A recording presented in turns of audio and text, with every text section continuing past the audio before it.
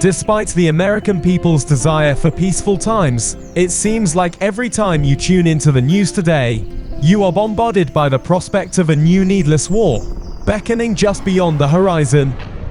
Be it the never-ending war of the Middle East, or the Ukraine-Russia proxy war that sees no sign of ending anytime soon. America and Americans seem to be getting ever so closer to the battle zone with every passing day. But this isn't the first time this sense of dread and anxiety has hit the hearts of the everyday working class. Back in 1955, Vietnam entered into a similar war with itself. North Vietnam, supported by the Soviet Union, China, and other communist states, went to war with South Vietnam, which was supported by the United States and other anti-communist allies, making it a proxy war between the USA and the USSR. The turmoil would last for almost 20 years and would cost the lives of approximately 58,220 US soldiers, before the military involvement finally concluded in 1973. While we cannot see what the future looks like, we can take a peek into our past to try and map out what tomorrow has in store for us.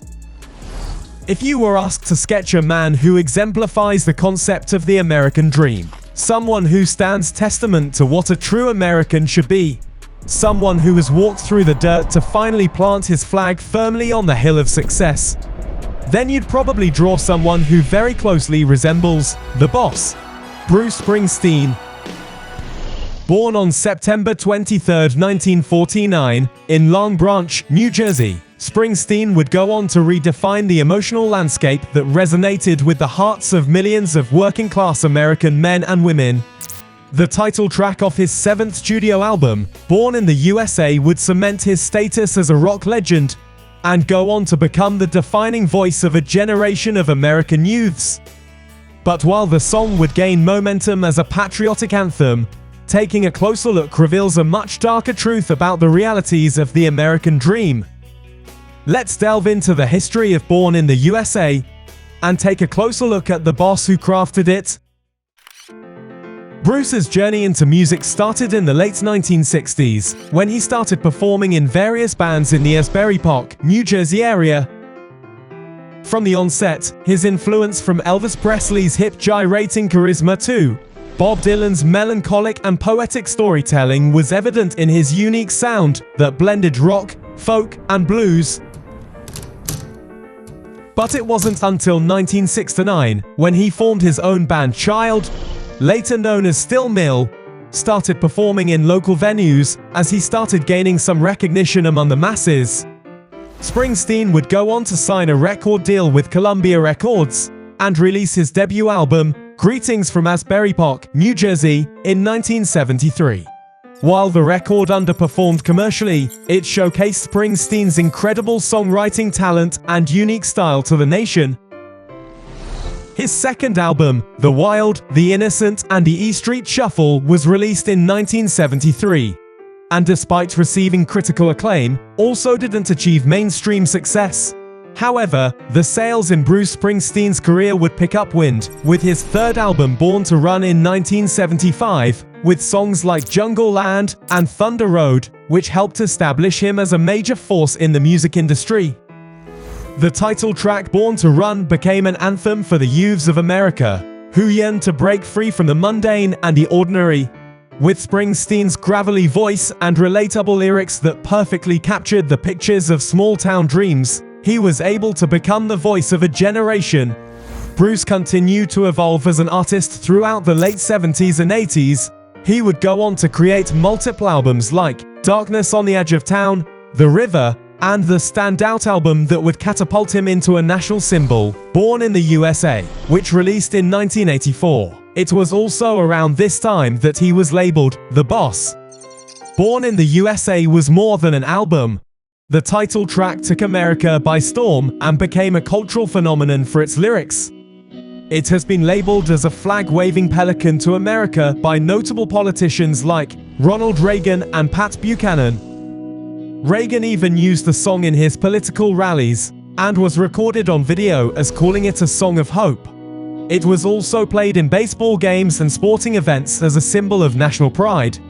George Will, a conservative columnist, published a piece after attending one of Bruce Springsteen's shows called A Yankee Doodle Springsteen, where he praised the singer as a bastion of classic American values. I have not got a clue about Springsteen's politics, if any, but flags get waved at his concerts while he sings songs about hard times. He is no whiner, and the recitation of closed factories and other problems always seems punctuated by a grand, cheerful affirmation, "Born in the USA."